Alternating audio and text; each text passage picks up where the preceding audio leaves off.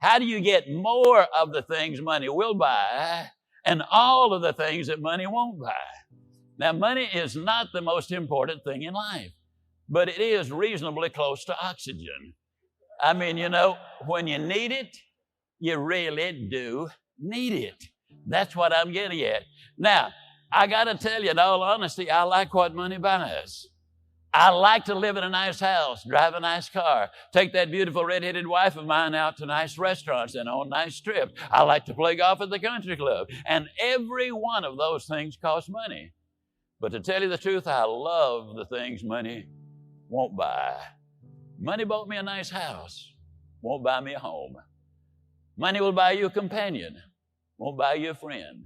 Money will buy you a good time, won't buy you a peace of mind. Money will buy you a bed, won't buy you a good night's sleep.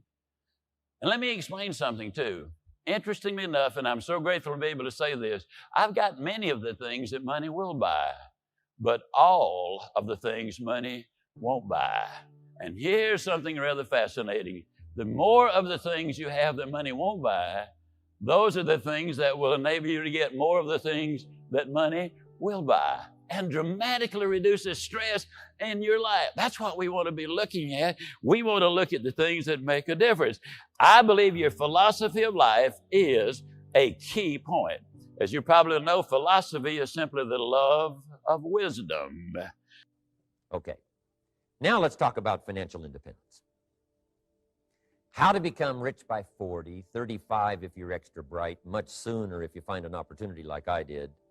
Let me show you how I did it. Financial independence. First of all,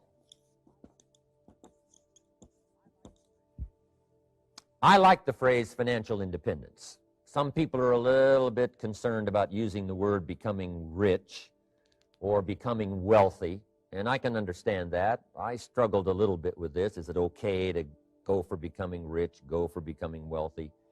And maybe that's a bit too strong a word or strong a term. So here's what I've come up with that I think is comfortable for me, and that is how to become financially independent. I think it's every person's heritage here, especially in America, to become financially independent. Now, let me give you my definition of financial independence.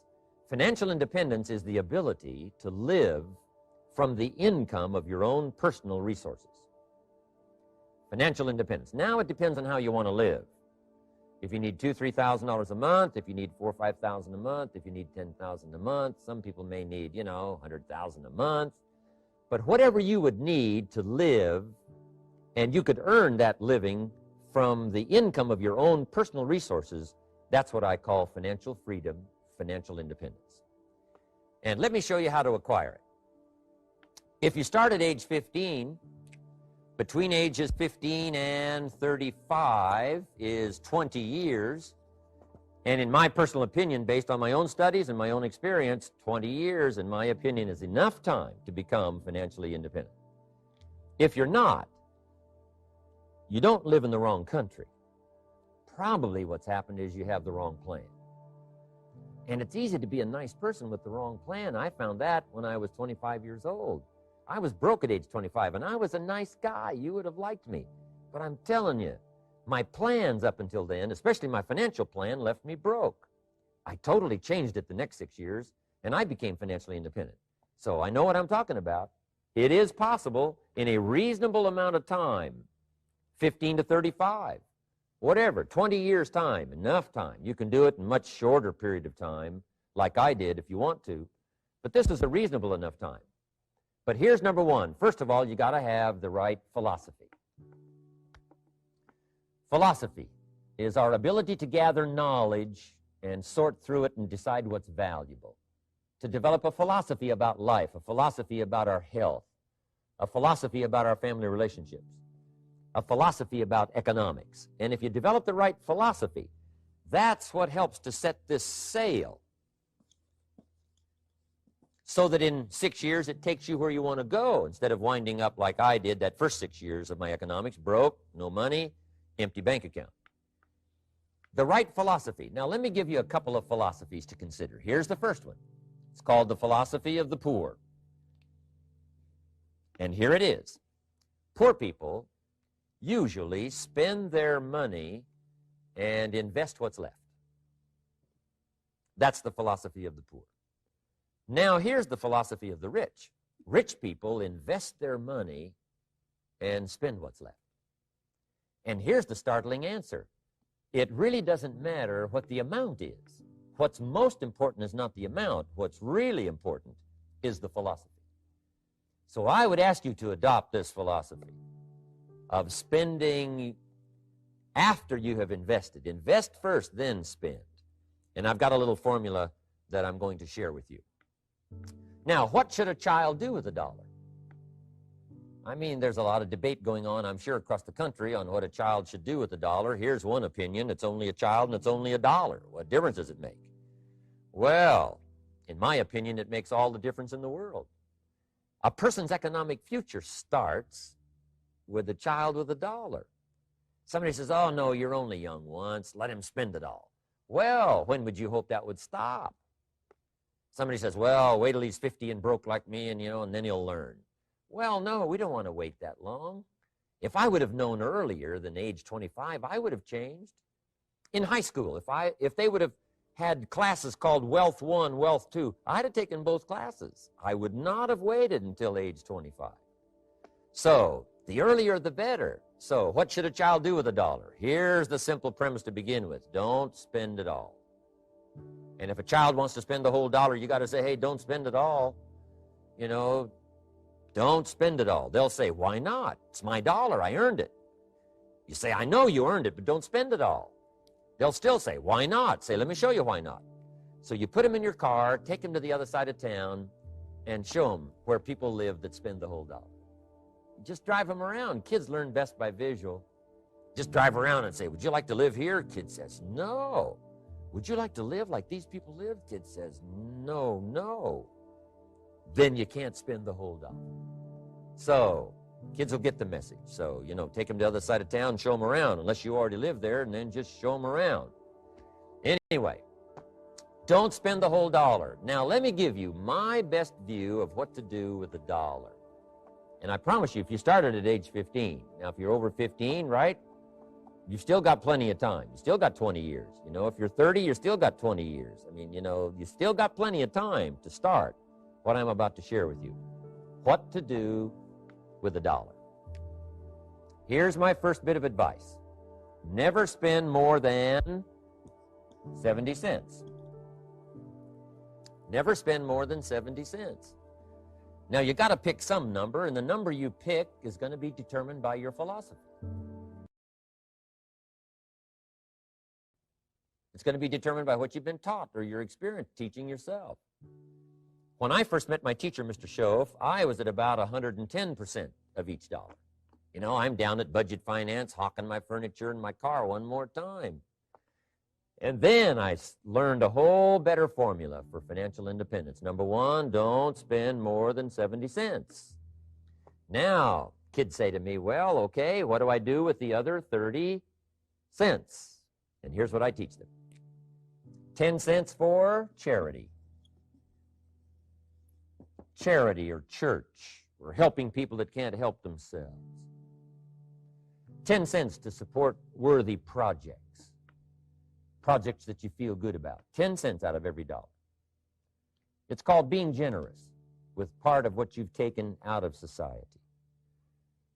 Now, in my opinion, nothing teaches us character better than generosity. No class, no teacher, no book teaches character better than generosity. And the best time to start is when the amounts are small. And I know if kids learn these lessons well, they'll give a dime out of $1, help people that can't help themselves, support worthy projects. Or if you belong to a church, they teach tithe, piece of. That's very important. Now, because when the amounts get larger, sometimes it's a little more difficult. Giving 100,000 out of $1 million, someone says, oh, if I had $1 million, I'd give 100,000. I'm not sure. That's a lot of money. So the time to start is when the amounts are small. 10 cents out of the $1. Okay, next 10 cents I call active capital. Active capital means do something to make a profit. Active capital. Set aside a portion of your income Wages are okay, but I'm telling you, wages will make you a living. Profits will make you a fortune. So set aside part of your income as capital, called active capital. Any kind of project you can possibly think of, you can possibly come up with. I'm going to write a new book, I think, for kids. I think the title is going to be, Of Course, Kids Should Pay Taxes. It's kind of an interesting title. In California, kids do pay taxes. When a child walks into 7-Eleven, buys something that costs $1, the proprietor says, give me 7 more pennies. And the child says, hey, what's these 7 pennies for? And the proprietor says, that's the taxes. Kid says, well, hey, I'm only 8 years old. Proprietor says, congratulations, you're my youngest taxpayer. Give me the money. So in California, where I live, kids do pay taxes. Big question is, should they? And my book will answer that question. Of course, kids should pay taxes. Nothing is for free. If you want to ride your bicycle on the sidewalk instead of in the mud, you got to pay the 7 pennies. Nothing is free, so we all have to pay. So, 10 cents out of your living, out of the money you earn, set aside for capital. Capital to try your best to show a profit. And in my book, it's going to be all kinds of ways kids can make money, right? 2 bicycles, one to ride and one to rent. I mean, you know, it doesn't take long to figure out some enterprise that'll start making a profit. Then you must jot this down if you're taking notes. Profits are better than wages. 1, you can't usually start wages until you're about 16, 15, 16, but you can make a profit long before you're eligible to start earning wages. And then there's no limit to profits, and they can double and triple and quadruple. You know, there's no limit. It's incredible how fast profits can grow. So profits are better than wages. Wages make you a living. Profits make you a fortune. Now, the third 10 cents is vitally important. I call it passive capital. Capital you let somebody else use. A financial institution, stocks and bonds, mutual funds, whatever. Let someone else use it. You furnish the money. They use it to make a profit, but they pay you for the use of it, called interest. And here's one of the things that'll make you financially independent fairly quickly, and that's called compound interest. And this is how you get it. Letting someone else use a portion of your money, your substance. They show the profit. They pay you interest. And this passive capital, I'm telling you, over a sustained period of time, if you'll develop this little 10, 10, 10, and 70, especially starting at age 15, I'm telling you, by the time you're 35, you will be financially independent. You'll have the ability to live from the income of your own resources. And then one more point on passive capital. There's a Bible philosophy. I'm an amateur on the Bible. But there's a Bible philosophy that teaches the borrower is servant to the lender. And if you want to be in a powerful position as you grow older, finally when you become mature, maybe have your own business, things have worked out for you for the future, the position you always want to be in is the power position, and that's called the lender. The lender is the power position. So if kids learn early enough, and then you ask them what they'd like to be when they grow up, I'm telling you, once they understand, they'll say, well, one of the things I want to be is one of those lenders. That's the power position, not the spender. No, you'll be pitied the rest of your life if you just become a spender. You got to become a lender. And I think this is the one formulas to follow. 10 cents out of every dollar. Let someone else use it. Be the lender, power position. Then try to show a profit. Can't we teach our children how to take $1, search the neighborhood, find a broken wagon, pay $1 for it, bring it home, you know, clean it up, sand it until it's clean, paint it red till it shines, straighten out the wheels till they're true, take it back to the neighborhood, sell it for $5? Anybody can do that. Now, does the child deserve $4 profit? And the answer is yes. Society now has a mended wagon. And that's what America's all about. Finding something, touching it, making it better, making a profit, taking part of your resources, helping people who can't help themselves. Let someone else use it to make a profit. Some projects require more capital than one person has. Exciting. And then let them pay you for the use of it. America's had this philosophy now all these years. Communism has taught all these years capital belongs in the hands of the state, not in the hands of the people. We've been teaching all these years capital belongs in the hands of the people, not in the hands of the state. And we turned out to be right. capital in the hands of the kids, capital in the hands of the people, enterprises that make a profit, enterprises that grow. It's the hope of our future. So that little simple formula, I hope, will help you. Now, one more key on financial independence, and that is attitude.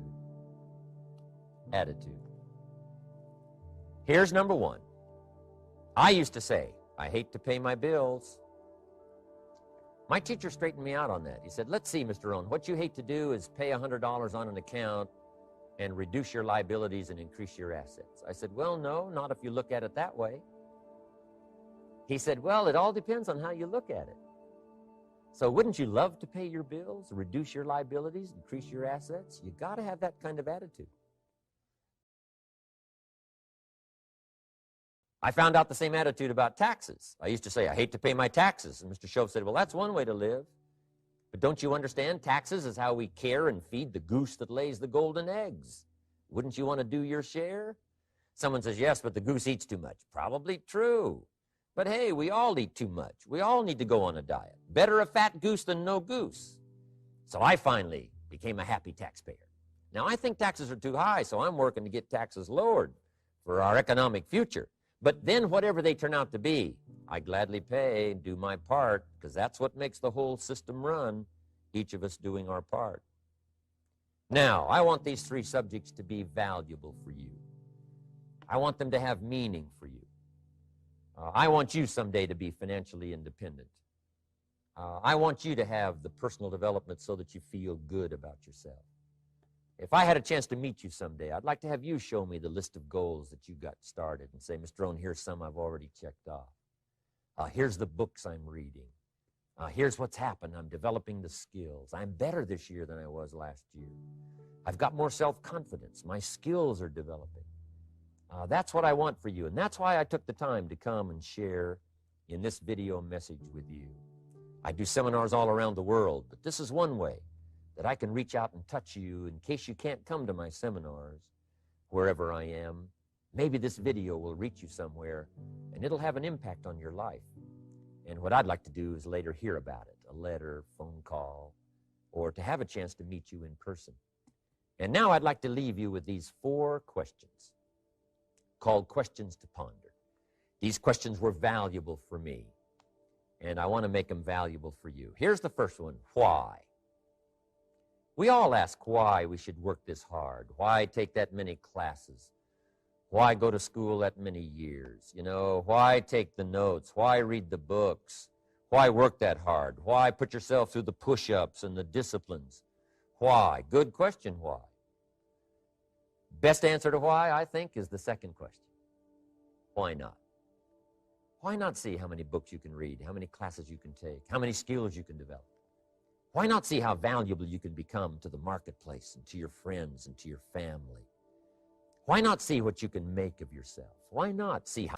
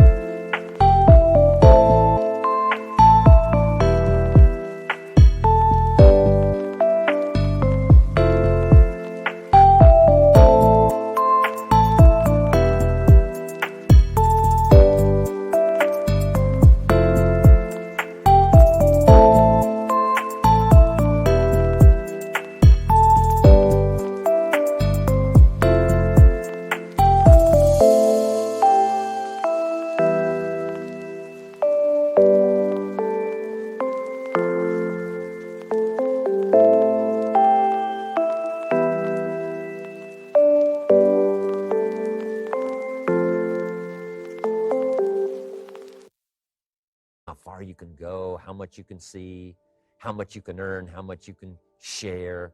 Why not? That's the heritage all of us have, in America especially, is to see what we can make out of our lives now that we've been given this extraordinary opportunity. Now, my third question I'd love to ask you in person. But since I can't do it in person, I want to ask it of all of you. But I want you to take it personally. And my third question is, why not you? Why not you? With good self-esteem. Why not you starting to change and setting goals? Why not you starting to make progress toward financial independence? If I can do it, you can do it. I wished I had a lot more testimonials here today besides mine. A whole steady stream that would come by and tell you their story.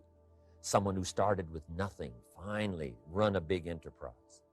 A mother who was on welfare, now she owns her own business. In addition to my story, I wish I had a lot more. And if all of them told their story, guess how they would probably wind up their story? They'd probably say, just like me, why not you? If we can read, you can read. If we can change, you can change. If we can figure it out, you can figure it out. If we can turn it around, you can turn it around. There isn't anything you can't accomplish. That's what those testimonials would say. And so I want to say it to you personally. Why not you? You've got the brains. You've got the stamina. You've got the vitality. You've got the interest. You've got your life ahead of you. You've got the future. You can do it. If anybody can do it, you can do it. If one of us can do it, hey, we all can do it. And now here's my last question. Why not now? This is a good time. As the 20th century starts to wind down, a few more years as we get ready for century 21, what a good time to set your goals, work on yourself, work on your skills. What a good time to get it together. What a good time to start this process. Personal development, growing, changing, developing, having a good plan for your money and for your life and for your future. Why not now? And I hope I have a chance to see you one of these days and share with you the experience, the reaction, the response you might have had from my message today. And until I get a chance to see you on this side of the world or the other side of the world, in some school or some seminar, or maybe I'll come and speak for a company that you work for someday, I hope I get a chance to meet you. Until then, I wish you the best. I want all that I've gotten to be yours and much, much more. God bless. Goodbye.